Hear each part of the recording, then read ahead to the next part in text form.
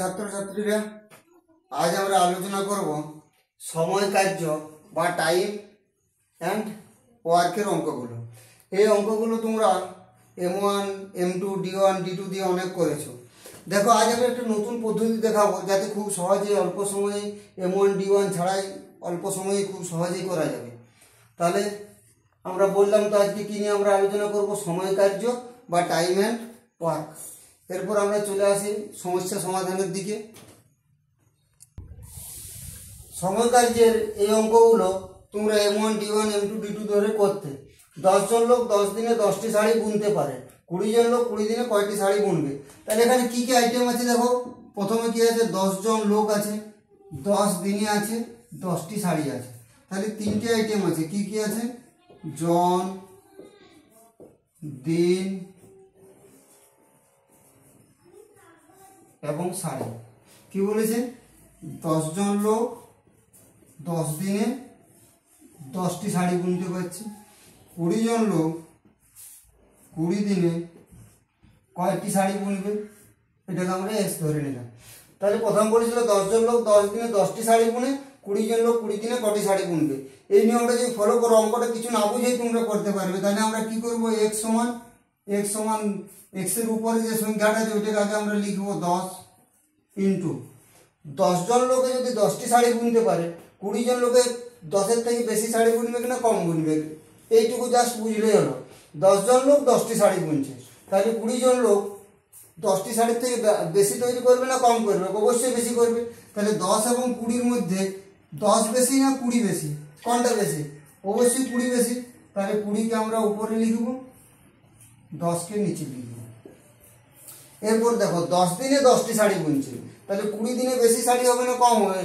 অবশ্যই বেশি হবে। যেহেতু বেশি হচ্ছে তাহলে এই দুটোর মধ্যে যেটা বেশি সেটাকে আমরা আগে লিখবো। কোনটা বেশি? 20 বেশি। 20কে আমরা আগে লিখলাম, 10কে আমরা পরে লিখলাম, নিচে লিখলাম। এরপর কাটাকাটি করে নেব। 10 10 10 দিয়ে 20, তাহলে কত হলো? 20 দুগুণে 40টি। তাহলে 20 জন লোক 20 দিনে কটি শাড়ি বুনতে পারবেন? 40টি শাড়ি বুনতে পারবেন। ভাই অঙ্কটাতে কি বলেছে? 9টি মেশিন 10 ঘন্টা কাজ করে 24 দিনে একটি কাজ করে, 12টি মেশিন 12 ঘন্টা কাজ করে কত দিনে কাজটি শেষ করবে। তাহলে এই অঙ্কটাও তিনটি আইটেম আছে, 9টি মেশিন 10 ঘন্টা 24 দিনে। তাহলে আমরা কি লিখব? মেশিন ঘন্টা আর দিন। প্রথমে কি আছে? 9টি মেশিন 10 ঘন্টা কাজ করে 24 দিনে কাজটি করতে পারছে। তারপর কি বলেছে? 12টি মেশিন 12 ঘন্টা কাজ করে কত দিনে কাজটি শেষ করবে। তাহলে আমরা এটাকে একটু সাজিয়ে লিখে নিলাম। এরপর x সমান লিখবো। x সমান কি বললাম? 24 ইন্টু দিলাম। 9টি মেশিনের একটি কাজ করতে যদি 24 দিন সময় লাগে, 12টি মেশিনের সেই কাজ করতে কত দিন সময় লাগবে? 24-এর থেকে কম লাগবে না বেশি লাগবে? 9টি মেশিনে করছে 24 দিনে, তাহলে 12টি মেশিন যদি লাগানো হয় সে একই পরিমাণ কাজ করতে 12টি মেশিনের অবশ্যই কম দিন সময় লাগবে। তাহলে যেহেতু এবারে কম দিন লাগছে, আগের অঙ্কটাতে বেশি হচ্ছে, এটাতে কম হচ্ছে, তাহলে এখানে 9 এবং 12-র মধ্যে কম কোনটা অর্থাৎ ছোট কোনটা সেটা আমরা দেখে নেব। কোনটা ছোট? 9টা। তাহলে 9কে আমরা আগে লিখব, 12কে পরে লিখব, ইন্টু। এরপরে বলছে প্রত্যেক দিন 10 ঘন্টা কাজ করলে যদি 24 দিন সময় লাগে, 12 ঘন্টা প্রত্যেক দিন কাজ করলে সময়টা কম লাগবে না বেশি লাগবে? কাজটা প্রত্যেক দিনের কাজের পরিমাণটা বাড়ছে, অর্থাৎ দিন সংখ্যাটা কম লাগবে। তাহলে 10 এবং 12-র মধ্যে কম কোনটা? 10টা কম। তাহলে 10কে আমরা আগে লিখব, 12কে নিচে লিখব। আমার মনে হয় যে ওই M1 D1 করার থেকে এটা একদম সহজ। তোমরা একটু শিখে গেলে এই পোর্শনটা লেখারই দরকার হবে না, শুধুমাত্র এই লাইনটুকু করলেই পারবে। উত্তর আমাদের কি কি করতে বলেছে? 24 দিনে। তাহলে 24 গুণিত লিখবো। এখানে কটি আছে? 9টি মেশিন। এখানে কটি আছে? 12টি মেশিন।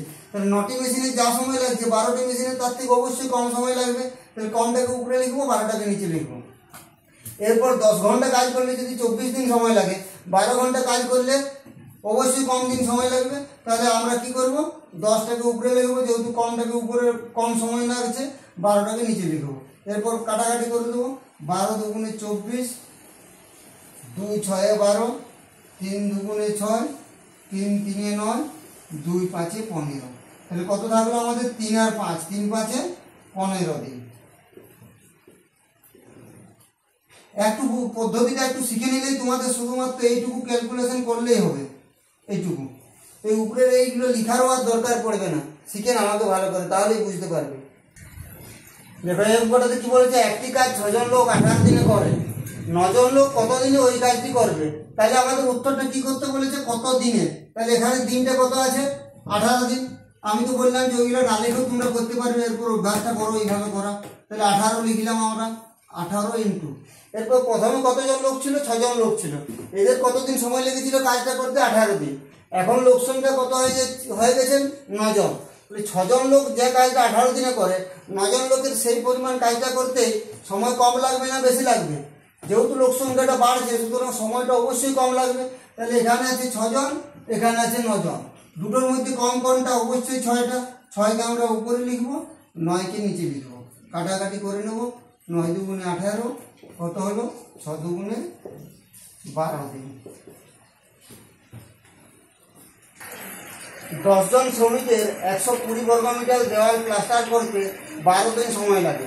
5 জন শ্রমিকের দ্বিগুণ কাজ করতে কতদিন সময় লাগবে। তাহলে উত্তরটা আমাদের কি করতে বলেছে, কতদিন সময় লাগবে। এখানে দিন সংখ্যাটা কত আছে, 12, 12 আমরা লিখলাম, ইন্টু প্রথমে দিয়েছে কতজন শ্রমিক ছিল, 10 জন শ্রমিক, পরে কতজন শ্রমিক হয়েছে, 5 জন শ্রমিক।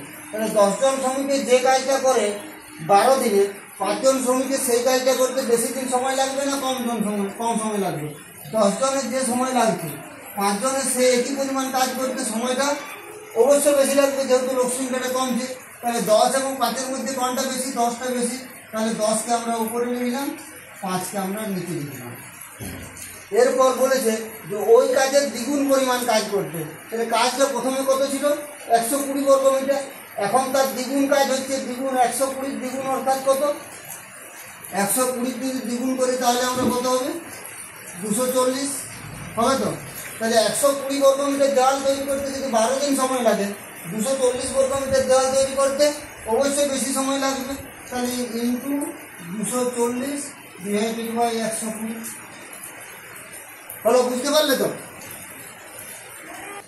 দেখো এরপর কাটাকাটি করে নেব, 120 দুগুণে 240, 5 দুগুণে 10, তাহলে কত থাকলো, 12 দিয়ে 24 দিয়ে 48 দিন, 48 দিন হলো।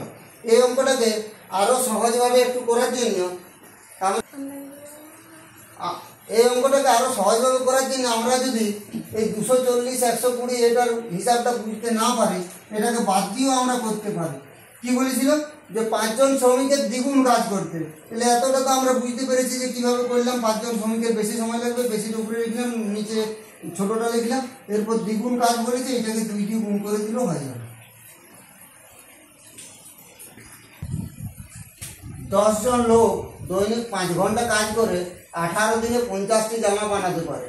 20 জন লোক দৈনিক 9 ঘন্টা কাজ করে কত দিনে 200টি জামা বানাতে পারবে। তাহলে এখানে কটি আইটেম আছে, জন আছে, ঘন্টা আছে, দিন আছে, আবার জামার সংখ্যা আছে। তাহলে 1 2 3 4, 4টি সংখ্যা আছে, 4টি আইটেম আছে। উত্তরটা আমাদের কি করতে বলেছে, কত দিনে। তাহলে প্রথমে আমরা দেখে নেব, যেহেতু উত্তরটা দিনে বলেছে, কত দিনে। প্রথমে যে সংখ্যাগুলো দেওয়া আছে তার মধ্যে দিনের সংখ্যাটা কত আছে, দিন সংখ্যাটা কত আছে, 18 দিনে। তাহলে আমরা প্রথমে 18 গুণিত লিখলাম, 18 গুণিত। এরপর লোক সংখ্যাটা প্রথমে কত আছে, এখানে কত লোক আছে, 10 জন, এখানে কত জন আছে, 20 জন। তাহলে যে কাজটা 10 জন লোকে 18 দিনে করে, 20 জন লোকে সেই একই পরিমাণ কাজ করতে 10 জন লোকে করছে 18 দিনে।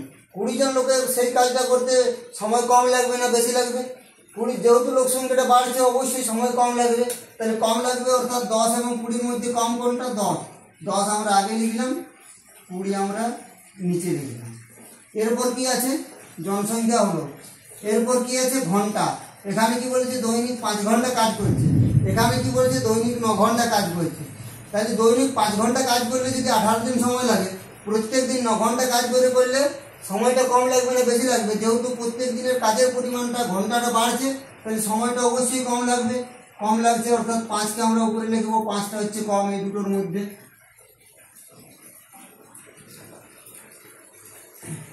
এরপর কি আছে, এখানে বলেছে 50টি জামা, এখানে বলেছে 200টি জামা।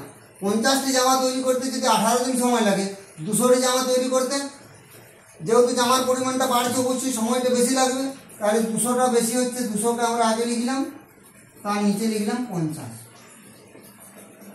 এরপর কাটাকাটি করে দেবো, তাহলে হলো 10 2 20, 2 9 18, 9 9 কেটে গেল, 50 4 200, 5 4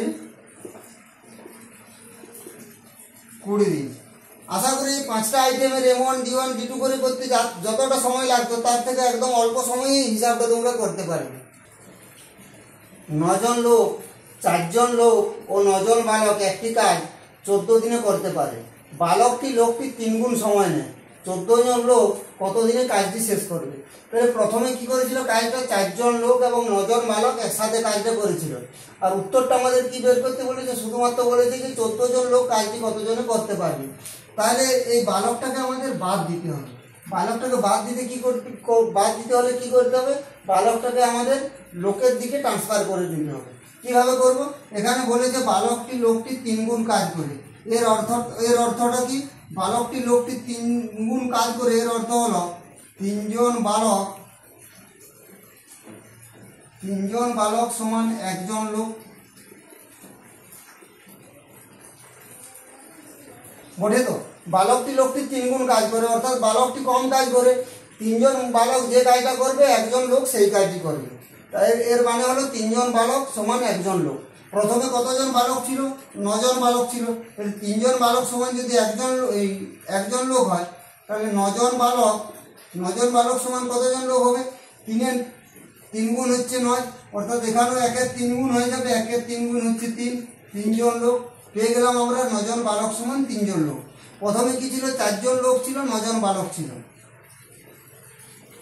4 জন লোক যুক্ত 9 জন বালক। এই বালকটাকে আমরা লোকে কনভার্ট করে নিয়েছি। 9 জন বালক সমান কতজন লোক হয়েছে? 3 জন লোক। তাহলে 4 জন যুক্ত 9 জন বালক সমান হচ্ছে 3 জন লোক, অর্থাৎ 7 জন লোক। 4 জন বালক এবং 4 জন লোক এবং 9 জন বালক যদি না কাজ করতো, যদি শুধুমাত্র লোক করতো, তাহলে 9 জন বালক এবং 4 জন লোক অর্থাৎ হয়ে গেল 7 জন লোক। তাহলে প্রথমেরটা আমরা লোকে কনভার্ট করে নিলাম। 4 জন লোক এবং 9 জন বালক অর্থাৎ হচ্ছে 7 জন লোক। 7 জন লোক কাজটি করছে 14 দিনে। এরপর আমাদের বের করতে বলেছে কি 14 জন লোক কাজটি কত দিনে করবে। তাহলে উত্তরটা বের করতে বলেছে আমাদের কত দিনে, অর্থাৎ দিন সংখ্যাটা প্রথমে যেটা দেওয়া আছে ওইটা আমরা লিখব 14 ইন্টু। প্রথমে কতজন লোক ছিল?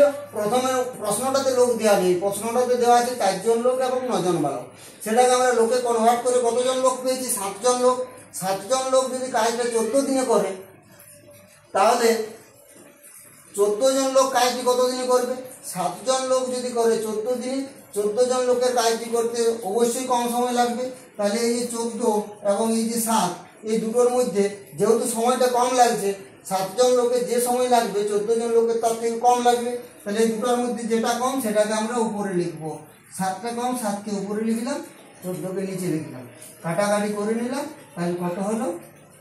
7 দিন। খুব সহজেই পেয়ে গেলাম আমরা।